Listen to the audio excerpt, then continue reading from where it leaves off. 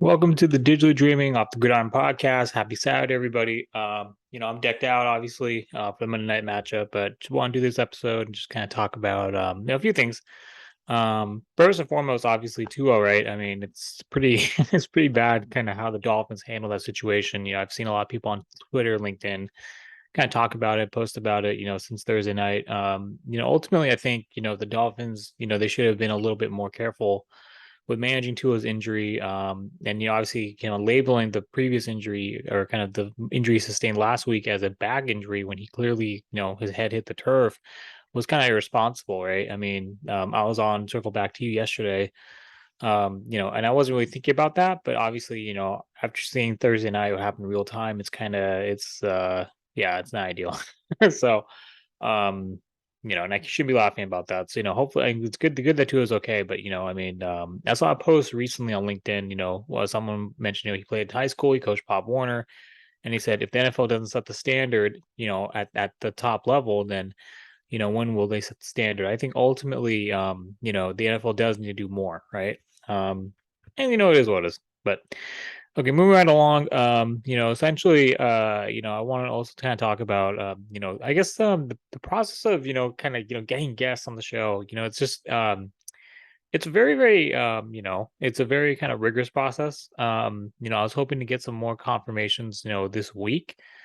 But I guess fortunately, whatever, I could some of the potential candidates who I had as guests, basically went radio silent. So ultimately, I'm just going to keep going, and just keep running the show. I mean, ultimately, guests don't make or break the show. Ultimately, most views I've gotten, some of the most viewed episodes had no guests, right? Give or take a few, but ultimately, I think we'll just keep going. Keep it fantasy, keep it, I mean.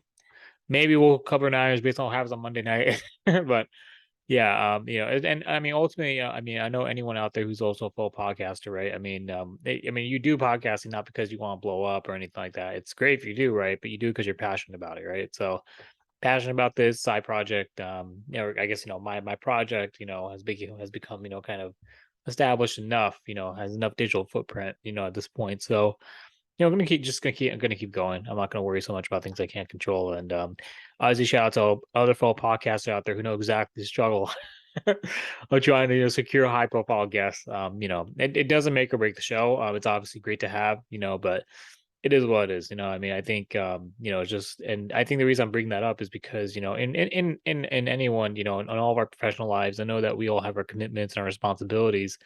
So I mean, it's always a kind of a point of kind of I think it's a point of discussion to always try and be as mindful as possible, right? To kind of, who's everyone's time. And, I mean, not saying that, it's better to get, replies. Sometimes it is, right? But I think if you're going to commit to something, I know everyone has busy schedule, but it's really important to kind of, follow up, right? I mean, especially if someone follows up, to get some response from you. And obviously, whether or not it's negative or positive, just be willing to kind of, be open about that. So that's kind of my 2 cents, on kind of, commitments and professional obligations, right? So like, for example, if I'm going to be on someone's podcast, if I'm going to be speaking at a virtual summit, talking about non-sports, talking about professional stuff, such as ad software development or anything from that end, cloud computing, then if I commit to it, I have to make sure that I follow through, right? If I'm ever in the position where, I'm going to be like, okay, yeah, something else last minute came up, or I'm not going to be able to go, or show up. I mean, I'll just be very frank about it, and just say I can't do it, you know? So and I mean anyone who's booked me to speak, whether it's PMI OfficeSig or whether it's the group futurist stuff, who have many virtual summits throughout the year, and I've spoken at many other summits. You can reference them on the YouTube channel, right? Basically, I mean, they can all attest to that, right? So, whether it's not me speaking, whether it's not, whether it's football, whether it's, my current, whether it's, software development, agile, right? I think it's really critical and really important for us to kind of be mindful and respectful, of everyone's time. And it doesn't matter, how high profile you are, but if you're high profile, right, then why would you care about it's just a Boy Nara fan, right? So, I mean, it is what it is. Okay, so let's kind of get into some more kind of nuts and bolts. So Brett Jones obviously was criticizing Jimmy, about how he handled Sunday night's kind of Sunday night's debacle against Denver. He basically stated that he doesn't like seeing his quarterback slap hands. He wants to see Jimmy Garoppolo all in. Colin Cowherd was on a show not too long ago. It was a Monday or Tuesday this week. He basically stated that because of how the Niners treated Jimmy and basically drafting his replacement, basically going with Trey and not necessarily kind of showing Jimmy the respect that a quarterback who led you to an NFC Championship game as well as a Super Bowl appearance deserves. Jimmy basically is not it has done more than enough for the organization as a professional, and he doesn't owe them anything at this point, which is true, right? To some length, right? But I mean, I do think, obviously, it's not just for the 49ers, but it's also for Jimmy's stock as well. Jimmy, trying to, increase his stock in the free agency market after the season, depending on if the Niners are going to go forward with Trey or if they're going to, keep Jimmy around for another year, which I mean may or may not happen depending on how the Niners do this year, right? I think it's to his own benefit, his own interest, right? Back on topic of professionalism, right? I mean, if you're a professional, right, you're doing a job, your contract's coming to an end, whatever, right? In my line of work now, right, in consulting or anyone else's line of work, or and also, I mean, anything else, I think regarding just being, a downright professional, I think Jimmy should, and Jimmy is a downright, consummate professional, right? I mean, I'm not saying that he's not, but I do think something's to be said, obviously, about losing on Sunday, right? And basically then, going to the other team, and maybe it's just because Fleming was one of Jimmy's teammates back in New England, right? So, they won Super Bowls together, they're on the same Super Bowl winning team, so that's why Jimmy wanted to go say hi to him. So, but I do think that there's something that he does need to kind of be a little bit, there needs to be more kind of I guess not necessarily, not be friendly because he's a really kind of friendly guy, but he needs to have a little more fire under him. I think that's kind of what people said, like Tom Brady, Peyton Manning, and Colin Cowherd says on this show too, on the herd that Jimmy Garoppolo is not Tom Brady or Peyton Manning, right? But yeah, that's just something that I think we need to be mindful of too. So, anyways, that's that. Let's see what else we got. I mean, yeah, obviously, I went through my week 4 picks. It's gonna be a great kind of series coming up. Kind of this next week 4. There's gonna be a lot of great games coming up tomorrow. Especially the London game. I'm looking. I mean, I don't know. I'm looking forward to that game. I don't know why, because I like waking up early and being on. I guess waking up for Monday for early morning games, and yeah, I think it'll be a good game. Hopefully, actually, let me actually, and I forgot the matchup. Talking out my ass. All right, let's see. So Monday night, let's see what we got. Oh, by the way, that sounds the AC. This microphone is super, super sensitive. So let me go ahead. Let's see what we got Monday night.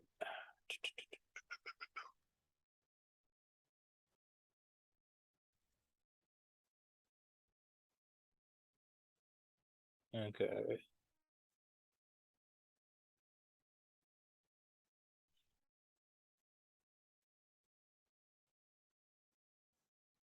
Yeah, sorry. Sunday morning. Yeah, Vikings and Saints. Yeah. I mean, Jameis Winston, Kirk Cousins. Sorry, not Jameis Winston. Andy Dalton making his first start for the Saints. Kirk Cousins. I mean, it's gonna be a good game, I think. All things considered. So I mean, I'm gonna be watching that game. I'll be up early enough for that game too tomorrow. Obviously the rest of the matchups, right? Seahawks, Lions. I already gave you my picks, but I'm just kind of singing out the games I'm looking forward to the most tomorrow. Chiefs and Bucks. It's gonna be a good one. Broncos, Raiders may be a good one. We'll see how the Raiders do. Bills or Ravens are gonna be a premier marquee matchup. I'm definitely watching that. And obviously Monday, Sunday night. So Sunday night, obviously Chiefs and Bucks, and Monday night the Rams and Niners.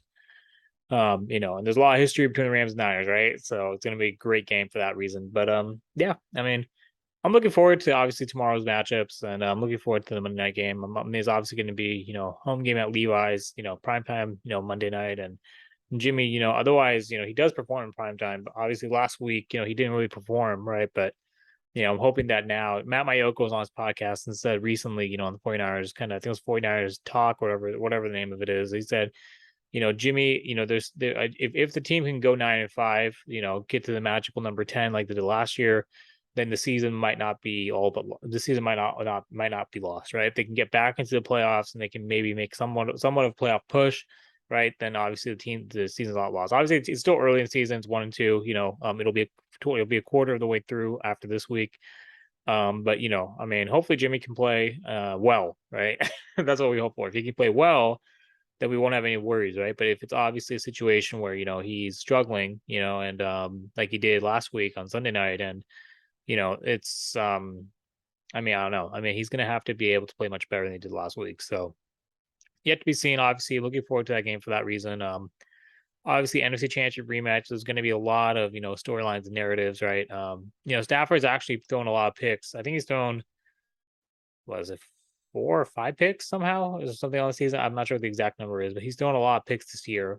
Even though the Rams are 2-1, and I mean, I saw actually an interesting analysis. That Stafford actually, he's trying to get the ball down the field, and he's able to do consistently enough, right? He's a great quarterback, at least from a deep ball, or kind of like his arm strength is phenomenal, right?